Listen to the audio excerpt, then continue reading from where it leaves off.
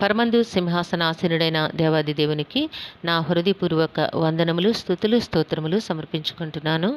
అందరికీ శుభోదయం. ఇది నాన్న మహోన్నతుడైన దేవాది దేవుడు నీకు అనుగ్రహించిన వాక్కు. యెహోవానైన నేను మార్పు లేనివాడను గనుక యాకోబు సంతతి వారైన మీరు లయము కాలేదు. దేవుని నామమునకు మహిమ కలుగునుగాక. ఈ మాటలు మలాఖీ గ్రంథము 3వ అధ్యాయము 16వ వచనములో వ్రాయబడి ఉన్నవండి. Praise the Lord. Today our God's promise for us. For I am the Lord, I do not change, therefore you are not consumed, O sons of Jacob. చూడండి నేస్తమా, నీ దేవాది దేవుడు ఈ దినాన్ని నీ కొరకు సిద్ధపరిచిన వాక్కు ఏమిటి అంటే, నీ దేవునిలో ఉన్న ఆ ఉన్నతమైన లక్షణమును నీకు తెలియపరుస్తూ నీ పరిస్థితి ఏమిటో ఆయన నీకు వివరిస్తూ ఉన్నారు. యెహోవానైన నేను మార్పు లేనివాడను. ఏమిటండి? నీ సృష్టికర్త అయిన దేవాది దేవుడు మారిపోయే దేవుడా? మాటి మాటికి మారిపోయే దేవుడా? వేషము మార్చుకొని, రూపము మార్చుకొని, మనస్సు మార్చుకొని నిన్ను నాశనము చేసే దేవుడా నీ దేవుడు? కారు మార్పు లేని దేవుడు, మాట మార్చని దేవుడు, మాట ఇస్తే మరువకుండా నెరవేర్చే దేవుడు నీ దేవుడై ఉన్నారు. యెహోవానైన నేను మార్పు లేనివాడను గనుక యాకోబు సంతతి వారైన మీరు లయము కాలేదు. దేవుని నామమునకు మహిమ కలుగునుగాక. ఆమెన్. లయము కాలేదు, ఎప్పటికీ లయము కారు. మీరు ఏ సంతతి అని చెప్తూ ఉన్నారు నేస్తమా? నీ దేవాది దేవుడు నీకు యాకోబు సంతతి అనగా రక్షింపబడిన జనాంగమునకు ఇజ్రాయేలు, యాకోబు పేరు ఇజ్రాయేలుగా మార్చిన దేవుడు నిన్ను రక్షింపబడిన జనాంగములోనికి నిన్ను చేర్చియున్నారు గనక నీవు లయము కాలేదు. నీ బ్రతుకులో నీవెన్నో శోధనలు ఎదుర్కొంటూ ఉన్నావు. భయంకర పరిస్థితిని నీవు దాటి వచ్చావు. భయంకర ప్రమాదము నుంచి మహోన్నతుడు నిన్ను తప్పించి కంటికి రెప్పలాగు కాపాడుచూ ఉన్నారు. లేదంటే నీవు ఎప్పుడో లయమైపోయేవానివే. నీ జ్ఞాపకాలైన భూమి మీద ఉండేవి కావు. కానీ మహోన్నతుడైన దేవాది దేవుడు యాకోబు సంతతి వానివైన నిన్ను లయము కాకుండా కాపాడుతూ, కంటికి రెప్పలాగు ఆయన కాపాడుతూ జీవింపచేస్తూ ఉన్నారు నేస్తమ్మ. కారణం ఏమిటో తెలుసా?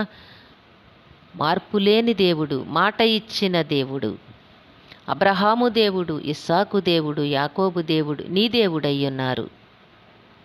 నిన్ను రక్షించుటకు ఆయన ఎన్నో ప్రయత్నములు చేస్తూ, ప్రణాళికలు వేస్తూ కంటికి రెప్పలాగు కాపాడుతూ ఉన్నారు. ఇక ముందు కూడా నిన్ను కాపాడే దేవుడు ఆయనే. నీవు ఎప్పటికీ లయము కావు, ఎప్పటికీ నీ బ్రతుకు నాశనము కాదు. ఎందుకు అంటే దేవుడు నీ పట్ల ఉన్నతమైన ఆలోచనలను కలిగి ఉన్నారు కనుక నేస్తమా, నీ దేవుని ఆలోచన చొప్పున, నీ దేవుని చిత్తము చొప్పున నీవు బ్రతకడానికి ఇష్టపడు, కోరుకో. ఎందుకంటే నా ఆలోచన నిలుచుననియు, నా చిత్తమంతయు నెరవేర్చుకొనిదననియు చెప్పుకొనుచు ఆది నుండి నేనే కలుగబో వాటిని తెలియజేయుచున్నాను.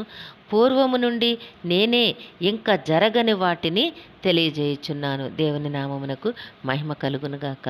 నీ దేవుని ఆలోచన, నీ దేవుని చిత్తము మాత్రమే నెరవేర్చబడుతోంది. నీ దేవుడు నీ బ్రతుకులో ఉన్నతమైన ఆలోచనలను, ఉన్నతమైన చిత్తములను కలిగి ఉన్నారు కనుక వాటన్నిటినీ నీ బ్రతుకులో నెరవేర్చమని హృదయపూర్వకంగా నీవు వేడుకొని ఆయన సంకల్పంలో, ఆయన ప్రణాళికలో నీవు నిలువబడే ముందుకు సాగవలను. దేవుడు నిన్ను దీవించునుగాక. ప్రార్థన చేసుకున్నాము. సింహాసనాసనుడమైన దేవ, మీ ఘనమైన నామను కొందనములు తండ్రి. నాయన, మీ బిడ్డతో మీరు ప్రత్యేకముగా మాట్లాడండి. ఇతను బట్టి స్థుతులు సమర్పించుకుంటున్నాము రాజా. ఏ బిడ్డకైతే వాక్కును వినిపించినారో ఆ జీవితంలోను, వారి కుటుంబ జీవితంలోనూ కూడా మీ కృపను మెండుగా అనుగ్రహించి తండ్రి, మీ చిత్తము చొప్పున నాయన వారి బ్రతుకులను ఆశీర్వదించమని మీ కాళ్ళు పట్టి వేడుకుంటున్నాము. ప్రతి విధమైన సమస్యల నుంచి, శోధనల నుంచి ఇంతవరకు తప్పించిన దేవుడా, ఇక ముందు కూడా తప్పించి నాయన మీ నామ మహిమ కొరకు జీవింపచేయండి తండ్రి. కుటుంబాల్లో ఉన్న నాయన లోటులను మీరు తీర్చండి నాయన, సహాయం చేయండి. ఇబ్బందుల నుంచి విడుదల కలిగించండి. వారి కుటుంబంలో వారికి ఏమీ తక్కువ కాకుండా అవసరమైన ప్రతి ఆశీర్వాదమును మీ మహిమలో నుంచి అనుగ్రహించి మేలులతో వారి హృదయాలు తృప్తిపరచండి తండ్రి. నాయన బిడ్డలు చేస్తున్న ఉద్యోగ విధులలో, వ్యాపారములలో, పనిపాట్లలో తోడుగా ఉండండి. మీ ఆశీర్వాదమునిచ్చి జీవింపచేయండి తండ్రి. వారి ప్రయాణాల్లో, రాకపోకల్లో మీ కృపను తోడుగా ఉంచి జీవింపచేయండి దేవా. నాయన వారు క్షేమముగా వారి గమ్యస్థానము చేరినట్లుగా ముందు వెనుకల కుడి ఎడమల మీ దూతలను కాపుదలుగా ఉంచి జీవింపచేయమని సమస్తమును మీ కృపకు అప్పగించుకుంటూ ఈ ప్రార్థన మా రక్షకుడును మీ ప్రియకుమారుడైన యేసుక్రీస్తు నామం పేరటడిగి వేడుకొనిచున్నాము తండ్రి. ఆమెన్. కరుణావాత్సల్యత కలిగిన దేవుడు మీ కుటుంబ జీవితంలో ఉన్నతమైన ఆశీర్వాదములు అనుగ్రహించి మిమ్మును ఆయన నామ మహిమ కొరకు జీవింపచేయునుగాక. Amen, amen, amen.